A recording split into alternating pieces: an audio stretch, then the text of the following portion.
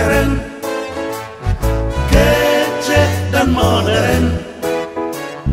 Kece kalau bersih, modern kalau maju dan beradab.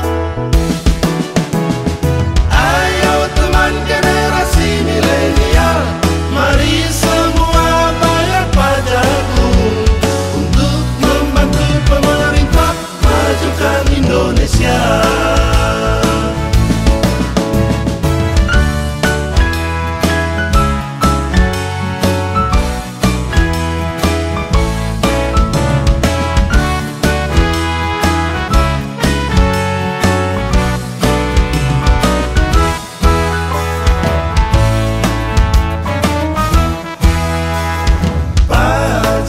Memang keren, kece dan modern. Kece kalau bersih, modern kalau maju dan beradab. Ayo teman generasi milenial, mari semua bayar pajakku untuk membantu pemerintah majukan Indonesia. Pajak.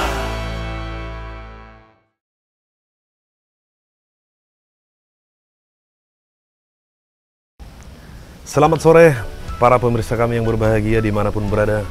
Saya ucapkan terima kasih kepada para pemirsa kami yang ada di rumah dimanapun berada, baik yang lagi bekerja. Salam sehat, sukses untuk Anda.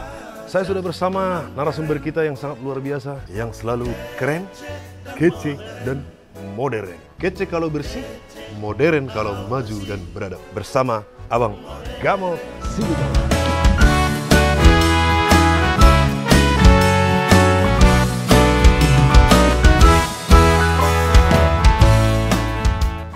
Seperti biasa pemirsa, di sela-sela kesibukan kami sempatkan lagi membuat video-video edukasi dari Abang Gamot Silitongga. Beliau juga sebenarnya orang yang sangat sibuk, banyak kesibukan di mana-mana, tapi masih menyempatkan waktu untuk membuat video edukasi kepada masyarakat luas. Saya sangat apresiasi itu. Terima kasih sekali lagi Abang Gamot. Jangan lupa tetap ikuti channel YouTube Gamot Silitongga. Jangan lupa subscribe, like, komen, share sebanyak mungkin, dan juga ikuti terus halaman Facebook Gamot Silitongga di Facebook Anda. Baik, tidak usah berlama-lama, langsung saya Bang menuju ke pertanyaan dari netizen kita. Ayo. Ya, ini pertanyaan datang dari halaman kita Bang, fanpage. ya. Nanti pemirsa boleh lihat di kolom sini ya. Ini yang bertanya, ini yang bernama Bensos ya. Pertanyaannya seperti ini Bang. Saya sudah 3 tahun lebih memiliki NPWP. Saya seorang swasta, belum pernah membayar pajak. Artinya dalam 3 tahun punya NPWP, dia sama sekali belum pernah bayar pajak. Nah, apakah ada suatu keharusan untuk saya membayar pajak? Nah, Oke. langsung dijawab Bang. Salah. Ini pertanyaan bagus dan sudah masalah praktek sebenarnya. Iya. Tidak hanya kalau mengenal pajak, tapi sudah melampaui dari mengenal pajak. Sudah praktek ini. NPWP itu kan kita tahu bahwa itulah identitas semua wajib pajak di kantor pajak. Nomor identitasnya. Jadi yang bernama Ali mungkin bisa ribuan, hanya Ali doang. Tapi kalau dikasih nomor yang berbeda-beda, akan ketahuan Ali yang mana maksudnya. Alamatnya di mana. Jadi begitu dipanggil NPWP-nya kelihatan namanya Ali, alamat dan macam-macam. Bisa kelihatan di sana.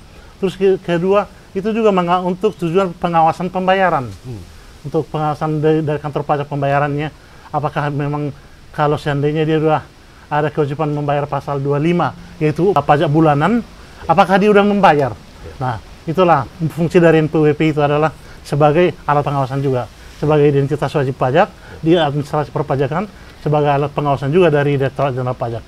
Nah, pertanyaan yang sangat bagus, 3 tahun punya NPWP, apakah saya harus bayar pajak? Ya. Saya katakan begini, sebagai di swasta itu ada 2 kemungkinan.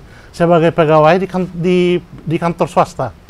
Kalau sebagai pegawai di kantor swasta, urusan pembayaran pajak dilakukan oleh pemberi penghasilan, pemberi pekerjaan. Nah, nanti akan dikurangkan dulu oleh pemberi pekerjaan, ada namanya penghasilan tidak kena pajak, PTKP. Iya. Kalau sudah di atas penghasilan kena pajak, sudah di atas PTKP, baru dia dihitung pajaknya sesuai dengan tarif yang ada. Jadi saya ulang, apabila dia sebagai karyawan, pemberi kerja, Ya. pemberi penghasilan yang akan memotong atau memungut pajak pasal 21 namanya. Ya, ya. Dan itulah yang bertugas nanti menyetor ke kas negara. Ya. Jadi bukan yang bersangkutan. Ya. Nah, untuk pengetahuan umum supaya semua tahu, terutama yang bertanya, bahwa dia hanya akan dikenakan pajak apabila penghasilannya sudah melampaui penghasilan tidak kena pajak, PTKP. Ya. Nah, oke, itu satu segi sebagai karyawan. Sekarang sebagai wira swasta, Wira swasta. dia melakukan namanya pekerjaan bebas. Bebas. Pekerjaan bebas maksudnya bolehlah usaha apapun itu yang menghasilkan pekerjaan bebas namanya istilah pajak. Ya. Nah, kalau sudah melakukan kegiatan pekerjaan bebas, ada istilah omset, penghasilan. Ya. Nah, berapa omsetnya 1 tahun? Terus nanti akan ada harga pokok. Ini udah akuntansi. Harga pokok akan ada laba bruto. Ya. Dikurangkan. Dari laba bruto ini nanti akan ada biaya umum dan administrasi, biaya lain-lain. Hasilnya ketemulah penghasilan kena pajak namanya. Kalau sudah memiliki penghasilan kena pajak, kenalah tarif pasal 17, baru dia kena pajak. Ya. Tapi kalau ternyata penghasilan dikurangi harga pokok dikurangi dengan biaya apapun, wajib pajak masih rugi sehingga tidak ada penghasilan kena pajak, dia nggak bayar pajak. Nah, walaupun penghasilan misalnya masih rugi sehingga tidak kena pajak, tetap wajib membuat laporan pajak namanya SPT, Surat Pemberitahuan Tahunan. Namanya nanti karena dia belum bayar pajak, SPT nihil, wajib buat dia. Tetap wajib. Tapi tidak ada pembayaran di situ. Walaupun tidak ada pembayaran. Oh ya. Dari SPT nihil namanya. Kalau tidak ada pembayaran pajak, karena memang dia belum memperoleh laba penghasilan kena pajak, ya dia tidak perlu menyetor pajak karena masih rugi, tapi tetap dia harus melaporkan kegiatannya dalam bentuk SPT tahunan dengan SPT nihil namanya. Ingat, pajak itu hanya dipungut atas pekerjaan bebas atau perusahaan atau badan usaha yang memperoleh laba, keuntungan, yang dalam bahasa pajak disebut dengan penghasilan kena pajak. Itulah penjelasannya. Jawaban yang sangat memuaskan. Semoga netizen kami yang bertanya di halaman Fanpage. sudah dapat mengerti penjelasan dari Abang Gamot Silitonga. Ada juga ini dari via inbox, tapi memang tidak mau disebutkan namanya. Begini, Bang. Ini mungkin yang lebih spesifik ini, Bang. Seperti apa kedudukan hukum pajak dalam hukum? Oke. Ya. Atau proses pelaksanaan hukumnya seperti apa? Kedudukan hukum pajak ya. Karena kita tadi, saya sudah serang pertanyaan ini, karena sudah singgung bahwa pajak itu adalah hukum. Ya. Nah, hukum itu dibagi dua. Hukum privat atau hukum perdata sering disebut orang. Ya. Yang mengatur hubungan antar warga negara, antar kita. Ya. Jadi kalau ada yang membuat misalnya uang prestasi atau utang piutang, itulah di perdata antar kita. Apabila hukumnya menyangkut terkait ke negara, itu namanya hukum publik. Hukum publik. Saya udah pernah yang pertama dulu singgung bahwa UPT itu untuk raja, bukan untuk kerajaan. Nah, itu perdata. Ya. Tapi apabila pajak itu sudah untuk menjadi kerajaan, itu sudah menjadi hukum publik. Oke? Kalau sudah hukum publik berarti bersanksi, toh? Ya. Nah, kalau hukum perdata tidak bersanksi. Tapi itulah yang membuat dari kalangan akademisi, terutama dari, ya maaf, seru kali maaf, dari profesor saya di Universitas Gajah Mada, kurang setuju dengan istilah high selling, nulisnya gijeling, paksa badan. Jadi dipaksa si wajib pajak ini supaya bayar pajak dengan cara menyandra, disandra dia. Nah, karena menurut profesor itu kan perdata hubungan antar warga negara, sejarahnya, awalnya, sehingga nggak boleh ada yang masuk sandra, masuk penjara maksudnya. Ya, Nah, itu dari kalangan akademisi, profesor saya dari UGM agak kurang setuju dengan pelaksana high selling, gijeling. Karena saya memang kebetulan kuliah dari sana, makanya saya bisa tahu.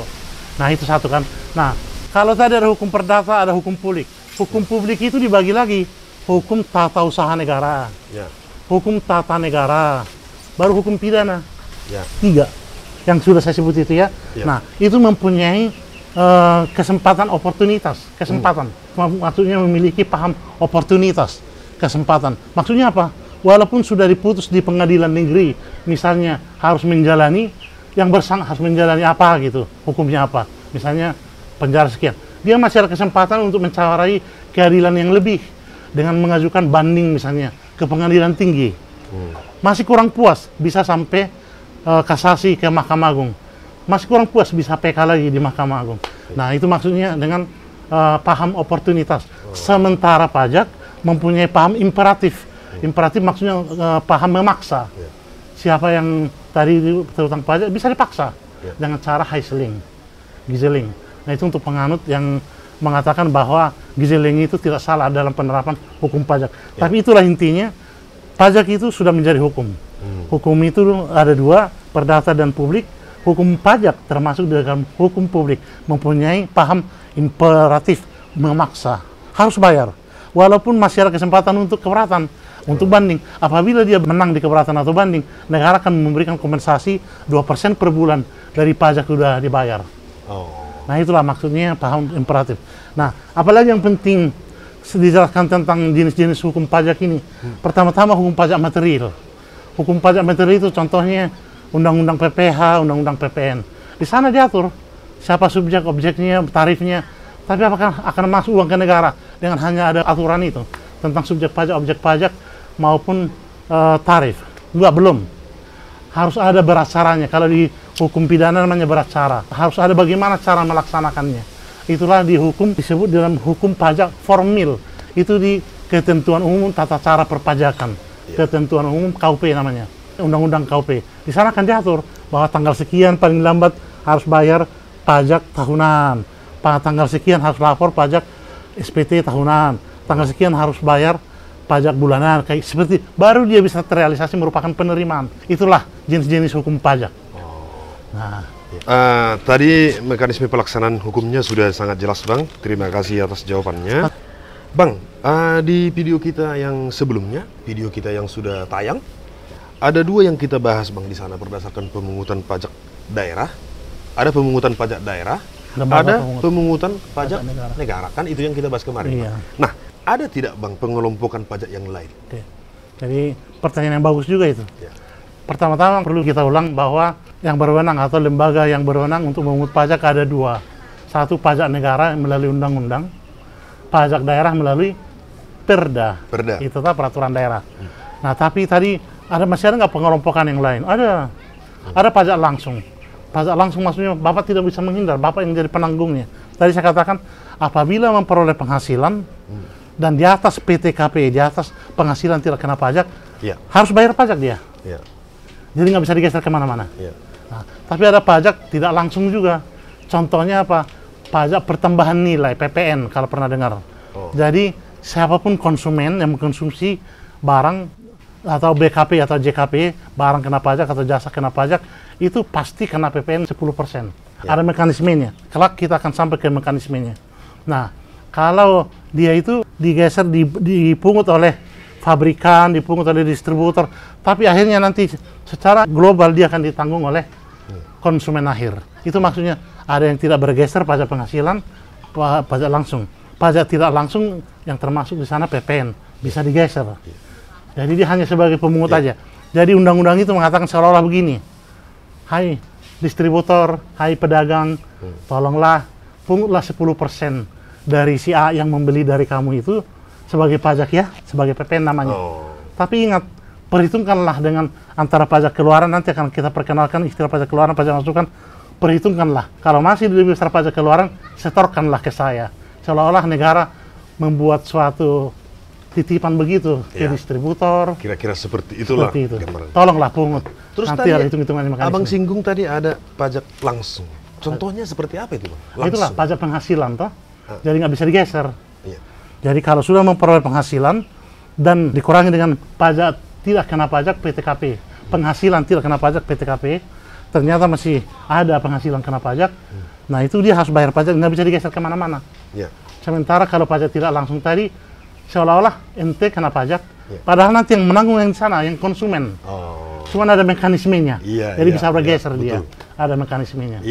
Cuman ente sebagai produsen misalnya atau sebagai distributor, ketitipan permohonan aja, tolong dong potong pajaknya yang bernama PPN dari siapapun customermu. Tapi ingat, perhitungkanlah itu sebagai pajak keluaran.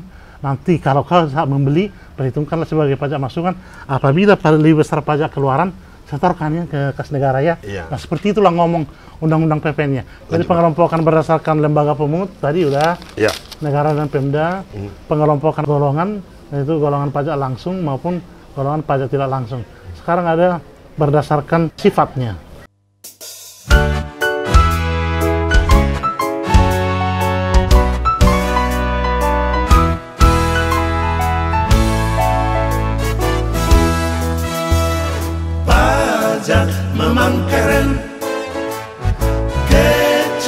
dan modern, kece kalau bersih